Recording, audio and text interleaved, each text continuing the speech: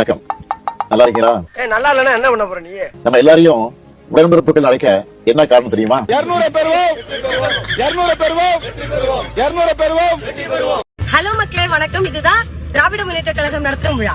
இங்க பாருங்களேன் சுத்தி, இதுதான் திராவிட முன்னேற்ற கழகம்ங்கிறது. இதுதான் ஒரு கழகத்துக்குள்ள கட்டுப்பாடும் ஒரு தொண்டன் ஒரு கழகத்திற்கு மீது வைத்திருக்கிற உண்மையான விசுவாசத்திற்கான அடையாளம் தான் இது.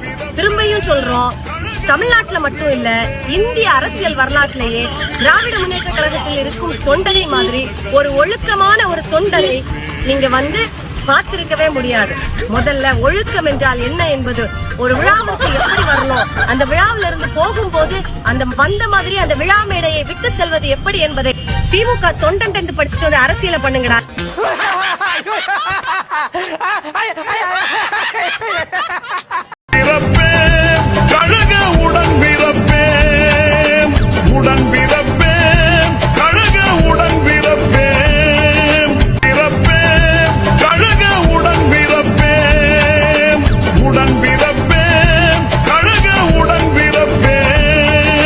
எங்களுக்கு ஒரு இளம்பெரியாரை தந்ததற்காக, இளம்பெரியார் உதயநிதியை தந்ததற்காக,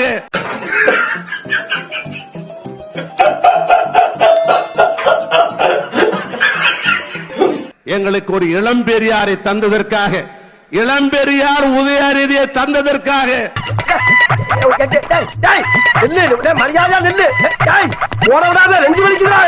அண்ணன் அவர்களே, உங்களுக்கு கோடான கோடிய தமிழ்நாட்டு முதலமைச்சருக்கு தெரிவித்து என்னமா ஃபீல் பண்ணி கூவுறான்டா அவன். இல்ல வாங்குற காசுக்கு மேல கூறாடா கொய்யா. கேட்ட பையன் சார் இந்த பால்சாமி.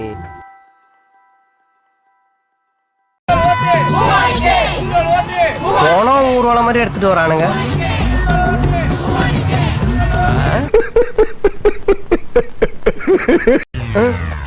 மொக்கவாய் கம்மிங் சூன் அப்படின்னு வாய்கிற போர்டு வைக்கிற அளவு வயசாகி போயிருது.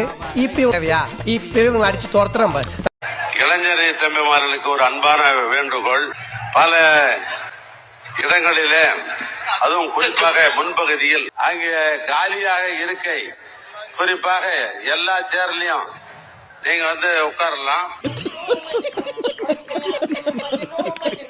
வேலுகிட்ட ஒரு வேலையை சொல்லிட்டா அதை பத்தி நாம சிந்திக்க வேண்டிய அவசியமே இல்ல. புடுங்கிருப்பாரு, அப்படியே ஒரே புடுங்க புடுங்கி இங்க நட்டுருப்பாரு. கிளம்பிற்றுக்கான் தமிழச்சிங்க கூட்டம் கிழித்தெறிய தேடுதுகான் பகை கூட்டத்தை. நன்றி. என்னத்தை புரிஞ்சுக்கிட்டு கிளம்பிட்டாங்க. அந்த இளைஞர்கள் எப்படி ஃபயராக இருந்திருப்பாங்கன்னு உங்களுக்கு புரியும். அந்த ஃபயர் பிராண்ட் தான் நம்ம திமுக.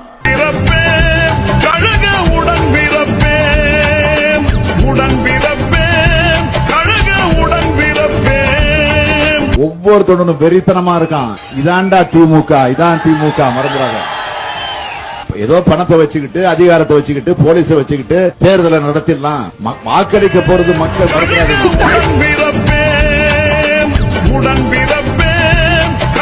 சும்மா எடுத்தோம் கவிழ்த்தோம்னு இங்க எதையும் பண்ணிடல. தெரு தெருவா, வீடு வீடா போய்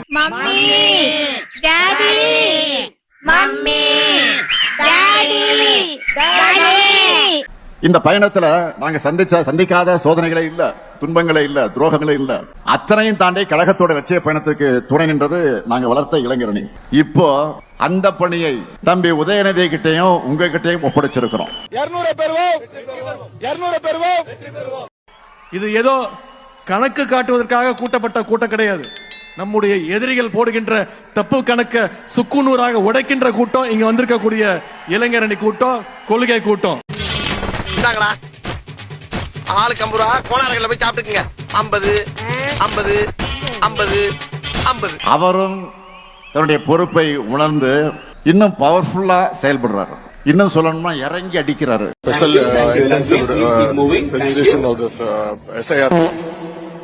கொள்கை எதிரிகள் உதயநிதி மோஸ்ட் டேஞ்சரஸ் புலம்புறாங்க. இந்த பெரிய தத்தி சின்ன தத்திக்கெல்லாம் ஒண்ணுமே புரியாது, தெரியாது. யார தட்டின்னு சொல்றீங்க? யார சொல்றேன்னு தெரியல. யார் சின்ன தத்தி பெரிய தத்தின்னு தெரியாதா? யார் ஆண்டுங்க தமிழ்நாட்டை? அவங்களாம் சொல்ற சின்ன தத்தி பெரிய தத்திங்க. பெரிய தத்திக்கும் எதுவும் தெரியாது, என்ன நடக்குது. சின்ன தத்திக்கும் எதுவும் தெரியாது. உதயநிதி மோஸ்ட் டேஞ்சரஸ் புலம்புறாங்க. உனக்கெல்லாம் வெக்கமே இல்லையாடா? சோறு தானே திங்கிற. இது தமிழ்நாடு. எங்களுடைய கேரக்டரையே புரிஞ்சுக்க மாட்டீங்களா? அன்போட வந்தா அரவணைப்போம், ஆணவத்தோட வந்தா அடிபடைய மாட்டோம், எதிர்த்து நிற்போம்.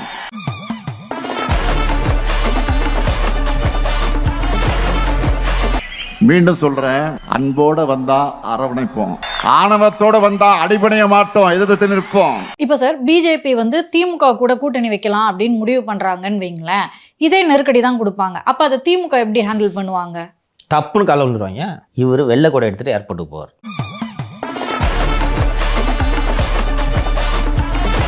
இங்க வா. மக்கள் கிட்ட போங்க, அவங்க கூடவே வாழுங்க, அவங்களுக்காக குரல் கொடுங்க. இதுதான் உங்களுக்கான டாஸ்க். வடக்கு மண்டல திமுக இளைஞரணி சார்பில் திருவண்ணாமலையில மாநாடு நடந்துச்சு. இந்த கூட்டத்துக்கு போன திமுகவினர் சென்ற வாகனம் மோதி 200 மீட்டர் தூரத்துக்கு இழுத்து சென்று இவர் சம்பவ இடத்திலேயே இறந்து போனதா கூறப்படுது. பாதுகாப்பு ஆனா பொதுமக்களுக்கு ஒரு இல்லையா? ஓட்டு போடுவோம் நாங்க தான் ஓட்டு போடுவோம் உங்களுக்கு. ஆனா எங்களுக்கு பாதுகாப்பு இல்லையே, எங்களுக்கு பாதுகாப்பு இல்ல. பரிதாபமா இறந்து போன அவருக்காக உறவினர்கள் சாலை மறியல் போராட்டத்தில் ஈடுபட்டாங்க. சாலை மறியலில் ஈடுபட முயன்றவர்களை தடியடி நடத்தி துரத்தி சென்று கைது செய்த போலீசார். அவங்களுக்காக குரல் கொடுங்க. இதுதான் உங்களுக்கான டாஸ்க். இப்படி என்ன கிளம்ப வேண்டியதானே? அதான் துப்பிட்டில போக வேண்டியதானே? தலைவர் கலைஞர் என்னை பத்தி சொல்லும் போது உழைப்பு உழைப்பு உழைப்புன்னு தான் சொல்வார். என் மாவன் அதுக்கெல்லாம் சரிப்பட்டு வர மாட்டான். பெத்த அப்பனே சொல்லிட்டான், டவுட் கிளியர் ஆயிடுச்சுல, கிளம்புடா. இப்ப நானும் தம்பி உதயநிதி அவருடைய உழைப்பை பார்க்கிறேன். அதே உழைப்பு உழைப்பு உழைப்பு, அதைத்தான் உங்க கிட்ட எதிர்பார்க்கிறேன். வாழ்க வாழ்க வாழ்கவே, வாழ்க வாழ்க வாழ்கவே, கழக தலைவர் வாழ்கவே, வாழ்க வாழ்க வாழ்கவே. உதயநிதி ஸ்டாலின் வாழ்கன்னு சொல்றீங்க. உன் பொண்டாட்டி மூஞ்சில எப்படா முழிக்கிற? எப்படி முழிக்கிற? எப்படி முழிக்கிற? வெக்கமா இல்லையா? சோறு தானே திங்கிற அப்படின்னு ட்விட்டர்ல 4 பேர் கேட்டிருக்கான்.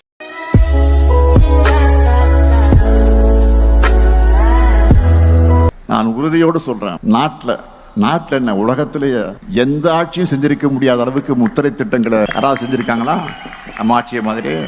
எதுக்குடா இம்புட்டி விளம்பரம்? ஊரே ஒண்ணு சேர்ந்து காரி துப்புதுடா. ஒரு கையாளாவாதனோட ஆட்சி நடந்துட்டு இருக்கு, ஒரு ஊனமுற்ற ஆட்சி நடக்குது. இவர் வெளிநாடு போய் 17,000 பேருக்கு வேலை கொடுக்கறாங்கிறாரு. இங்க தமிழ்நாட்டிலே 21 லட்சம் பேருக்கு வேலை வாய்ப்பு அரசாங்கத்துல இருக்குது. அதை நிவர்த்தி பண்ண மாட்டேங்கிறாரு. தன்னுடைய பசங்க பணம் அனுப்பாவிட்டாலும் தனக்கு தேவையான மருந்து மாத்திரைகளை வாங்க கலைஞர் மகளிர் உரிமை திட்டம் உதவியா இருக்குன்னு சுயமரியாதை உணர்வோடு பேசினாங்க. இவர் டாஸ்மார்க் வச்சுதான் எங்க பொம்பளைகளுக்கு 1000 கொடுக்கிறார், இலவச பேருந்து கொடுக்கிறார்.